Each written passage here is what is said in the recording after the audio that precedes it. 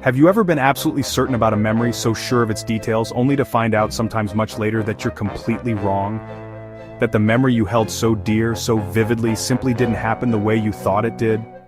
Maybe it's a misremembered movie quote, something you've quoted countless times, only to discover the actual line is different.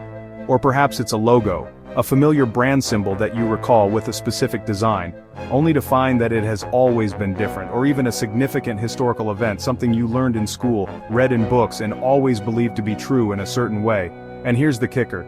You share this memory, this seemingly concrete recollection with others, and they remember it the exact same way you do.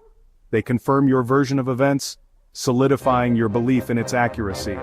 But then, against all expectations, you all discover, perhaps through a casual conversation or a fact-checking search online, that it never actually happened that way, that your shared, vivid memory is, in fact, incorrect. This strange and unsettling phenomenon is known as the Mandela effect, a shared, demonstrably incorrect memory held not by a few individuals, but by a significant portion of the population. It's not simply a case of one person misremembering a detail or two, it's entire groups of people, often from diverse backgrounds and locations, all collectively recalling the same wrong detail, the same inaccurate fact, the same non-existent event. This bizarre phenomenon naturally makes us question, perhaps even fear, the fundamental reliability of our own minds, the very foundation of our personal experiences and understanding of the world.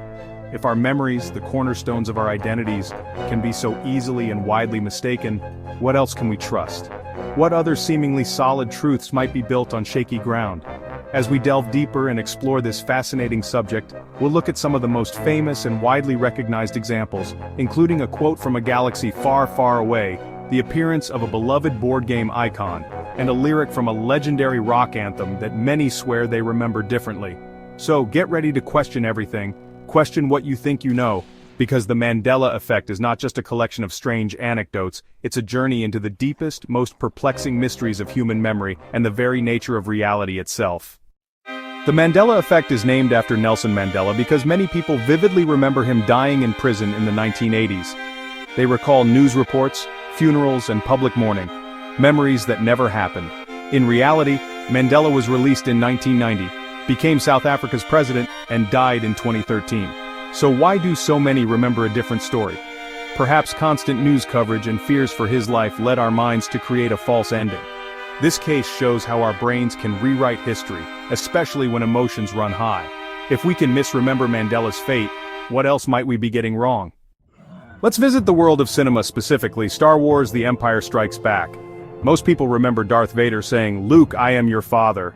But watch the scene, he actually says, "No, I am your father." The name Luke is never spoken in that moment. Why do we all remember it differently?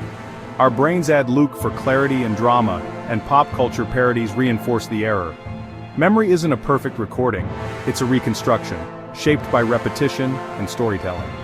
The famous misquote reveals how easily our minds tweak details to fit a narrative. Sometimes, the story we remember is better than the truth. Picture the Monopoly Man top hat tuxedo cane. Does he have a monocle? Many people insist he does, but he never has. Why do we remember it that way? Our brains use mental shortcuts or schemata to fill in gaps. The monocle is a classic symbol of wealth seen on characters like Mr. Peanut. We blend archetypes in our minds, complete the image. This isn't lying, it's confabulation, the brain's way of making memories coherent. Sometimes, what feels right in memory simply isn't real. Think of Queen's "We Are the Champions." How does it end? Most people belt out, "of the world," at the finale, but in the original studio version, that line isn't there. The song just ends. The famous ending comes from live performances and sports events, not the album. Our memories blend the live and studio versions, creating a new truth. This shows how repetition and social experience shape what we remember. Memory is a group activity, influenced by what we hear and celebrate together. Sometimes the version we all sing is the one that sticks. So, why do these memory glitches happen? It's a question that has puzzled scientists and researchers for years. We often think of our memories as perfect recordings, but the reality is far more complex and fascinating. Memory isn't a static recording like a film reel stored in a vault. It's not a perfect snapshot of the past preserved exactly as it happened. Instead, it's dynamic and reconstructive, constantly being rewritten and reshaped by our experiences and perceptions. Think of it as a living document, always subject to revision. When we recall something, when we try to bring a memory to the forefront of our minds, our brains rebuild it from fragments, piecing together bits and pieces of information stored in different parts of the brain. This reconstruction process involves filling gaps with assumptions, making educated guesses to complete the picture, and incorporating outside information, details we may have learned later from other people or sources. This process, called confabulation, the unintentional creation of false memories, isn't deception. It's not a deliberate attempt to lie or mislead. It's the brain's way of making sense of incomplete data, of creating a coherent narrative even when the details are fuzzy. Social influence is powerful. The opinions and beliefs of others can significantly impact our own memories.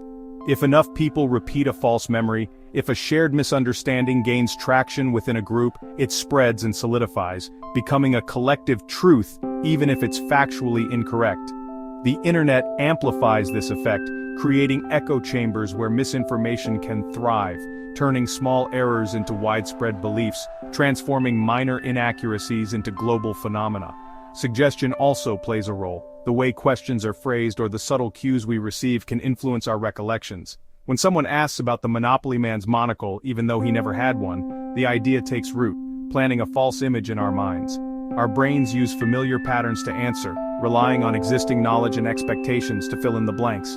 Even if the detail was never there, even if the memory is entirely fabricated. This is the misinformation effect, the distortion of memory by exposure to misleading information. Memories altered by what we hear after the fact, influenced by post-event narratives and suggestions. The Mandela effect is this phenomenon, the misinformation effect, on a cultural scale, a shared false memory experienced by a large population. As we reflect on the strange phenomenon of the Mandela effect, a crucial question arises. What can we learn from the Mandela effect? What insights does it offer into the nature of memory, reality, and our shared human experience? One of the most significant takeaways is that our memories are not as reliable as we think. They are not perfect recordings of events. Instead, they're more like sketches, not photographs. They are reconstructions, interpretations, subject to biases, and influenced by external factors. This realization encourages humility, a recognition of the fallibility of our own minds. It also fosters critical thinking, both about the world and our own minds. We must question our assumptions and be open to the possibility that we might be mistaken. If we can misremember trivial details, like the spelling of a brand name or a line from a movie, we might also be wrong about bigger things, about our past experiences and the narratives we construct about ourselves.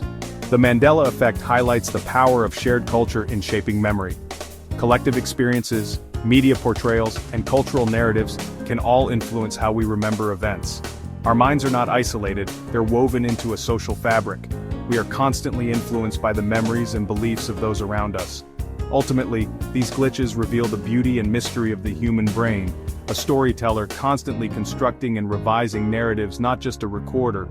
To be human is to remember, to cherish the past, to imagine, to create new possibilities, and sometimes, to rewrite the past together, shaping our collective understanding of reality.